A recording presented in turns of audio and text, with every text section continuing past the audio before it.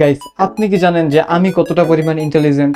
কি আপনি জানেন না? আর আপনি জানবেন বা কিভাবে? কারণ আপনি তো লাইক সাবস্ক্রাইবই করেন নাই। আর আপনারা যদি আমার মতো ইন্টেলিজেন্ট হতে চান তাহলে এখনই লাইক সাবস্ক্রাইব করে দেন। আর এই কথা শুনে যদি আপনাদের এখন রাগ হয় তাহলে নো টেনশন গাইস, আজকে আমি আপনাদেরকে দেখাবো যে কিভাবে আপনি আপনার রাগকে ইজিলি কন্ট্রোল করতে পারবেন। তো চলুন ভিডিওটি শুরু করা যাক।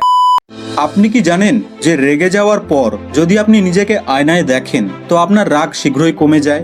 এবং আপনি কি Concept, জানেন guys, যে concept. সাইকোলজির হিসেবে যে সকল লোকেরা কোনো কিছু ভাবতে ভাবতে বা নার্ভাসনেসে পেনের কলমের পেছনকে চিবোয় তারা সাধারণ ব্যক্তির তুলনায় বেশি ইন্টেলিজেন্ট হয়ে থাকে?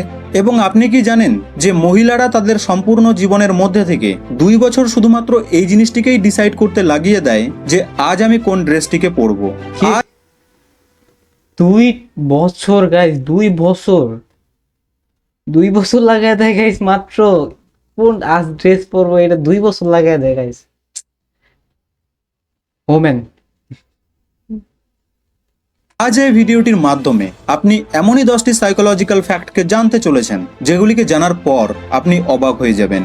So let's begin. Fact number 10, human সাইকোলজির হিসেবে মানুষ নিজেকে একা তখন ফিল করে না যখন সে একা থাকে।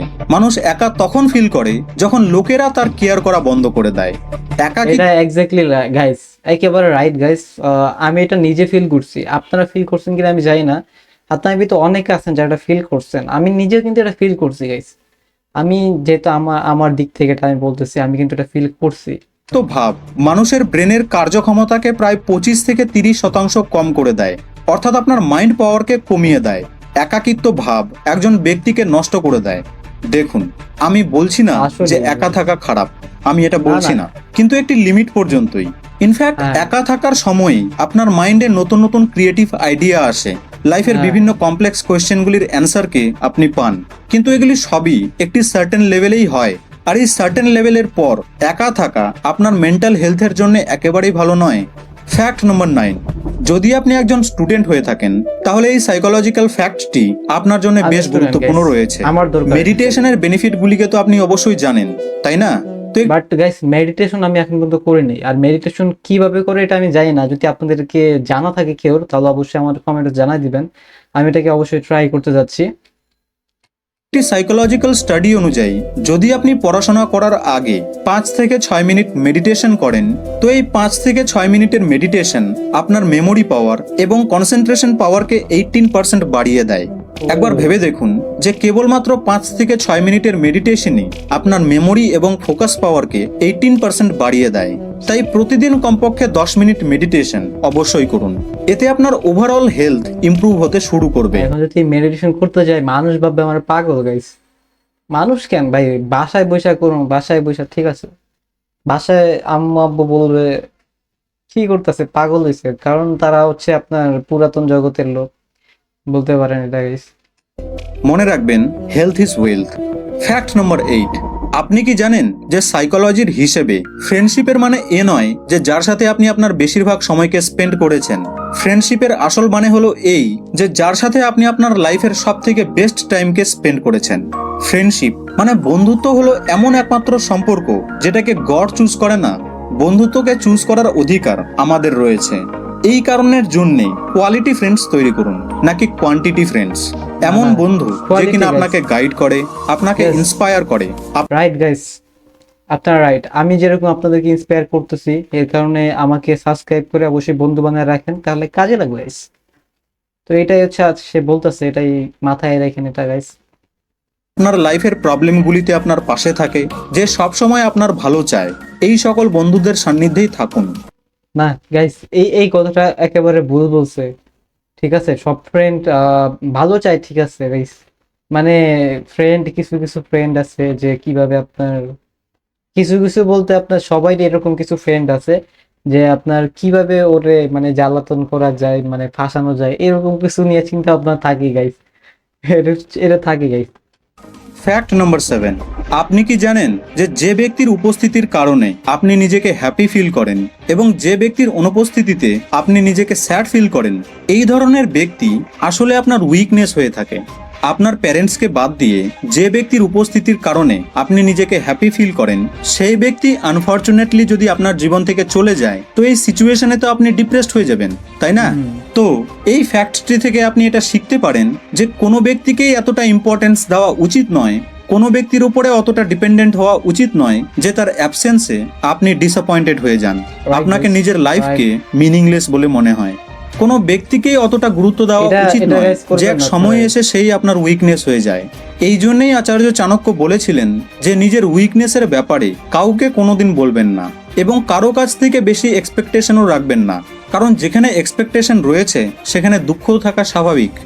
ফ্যাক্ট নম্বর 6, এমন কোনো গেম রয়েছে যা আপনার মেমোরিকে শার্প করতে পারবে? এমন কি কোনো গেম আদৌ রয়েছে যা ব্যক্তির লজিক্যাল এবং অ্যানালিটিক্যাল পাওয়ারকে বাড়াতে সক্ষম? ওয়েল, সেই গেম হলো চেস, মানে দাবা। পৃথিবীর সবথেকে কমপ্লিকেটেড হইলেও গাইস এটা আমার মাথা খাইয়ে দিছে গাইস। এখন পর্যন্ত গাইস, এই পর্যন্ত আমি এত পরিমাণ ট্রাই করছি গাইস।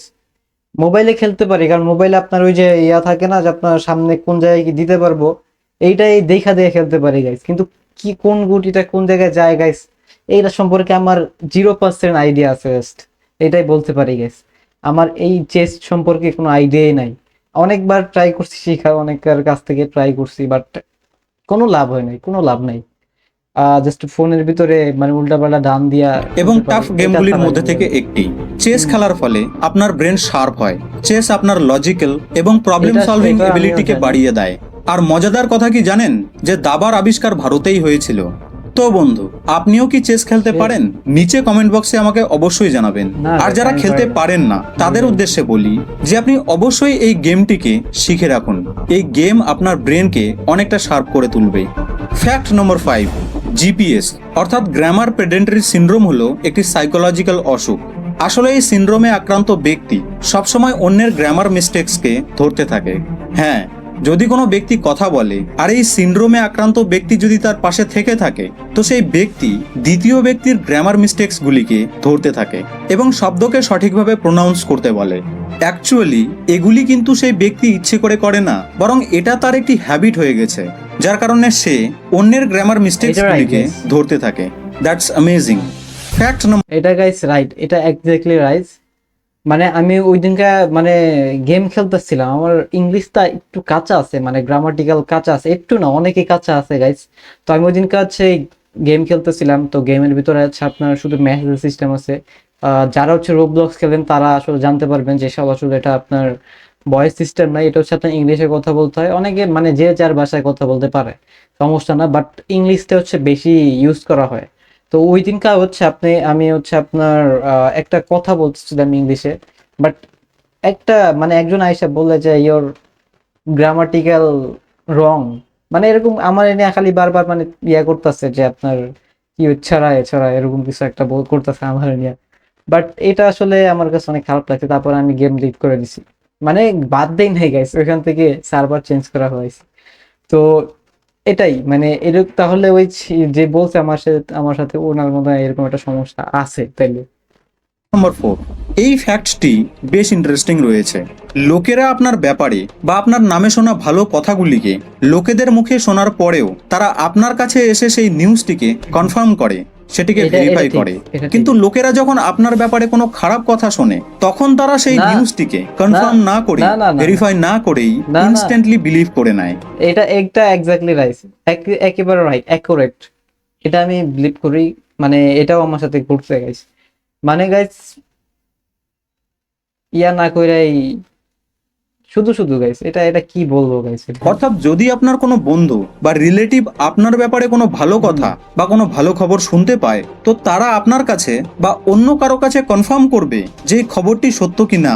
কিন্তু সেই একই ব্যক্তি যখন আপনার ব্যাপারে কোনো খারাপ কথা বা কোনো নেগেটিভ জিনিসকে শুনতে পায় তো তারা সেই নিউজটিকে কনফার্ম না করেই বিশ্বাস করা শুরু করে দেয়। ওয়েল, আপনার কি মনে হয় এই সাইকোলজিক্যাল ফ্যাক্টটি কতটা সত্য? এটা গাইস 100% সত্যি। আপনার কি মনে হয় আপনি কোনো জিনিসকে কিসের সাহায্যে দেখেন? আপনি হয়তো বলবেন যে চোখ দিয়ে দেখি, এটা তো সবাই জানে। বাট এমনটা নয়, কারণ আমরা কোনো জিনিসকে আমাদের চোখ দ্বারা দেখি না, বরং আমাদের মস্তিষ্কের সাহায্যে দেখতে পাই। চোখ কেবলমাত্র ডেটাকে রিসিভ এবং সেন্ড করার কাজ করে এবং সেই ডেটাকে ব্রেনে পৌঁছায়। সবথেকে গুরুত্বপূর্ণ কাজ তো আমাদের ব্রেন করে। ব্রেন সেই ডেটা এবং ইনফরমেশনকে গ্যাদার করে ইমেজেস এবং ভিডিওস তৈরি করে, তবে গিয়ে আমরা কোনো জিনিস, রং, আকার ইত্যাদিকে বুঝতে পাই। Quite interesting. ফ্যাক্ট নম্বর 2, মনে করুন যে আপনার সাথে কোনো কিছু খারাপ ঘটে গেছে, যার ফলে আপনি খুবই দুঃখী হয়ে পড়েছেন। আপনি অনেক কষ্টে নিজের কান্নাকে থামিয়ে রেখেছেন। ঠিক সেই সময় যদি কেউ আপনার কাছে এসে বলে যে তুমি কি ঠিক আছো, আর ইউ ওকে, তো সেই সময়ে আপনি চাইলেও আর আপনার কান্নাকে থামিয়ে রাখতে পারবেন না। কিন্তু ফ্যাক্ট হলো এই যে আপনি সেই সময় যে কারণের জন্য দুঃখী আছেন বা যার কারণে আপনি দুঃখী হয়ে আছেন, বা হয়তো যার সাথে আপনার ঝগড়া হয়েছে, যদি সেই ব্যক্তি আপনার সামনে চলে আসে, তো এই কেসে আপনার আর কান্না পাবেই না। এটি সত্যি খুবই মিস্টিরিয়াস এবং অ্যামেজিং সাইকোলজিক্যাল ফ্যাক্ট। এটা আমি জানি না guys। ফ্যাক্ট নম্বর 1, এটি একটি বেশ ইন্টারেস্টিং সাইকোলজিক্যাল ট্রিক।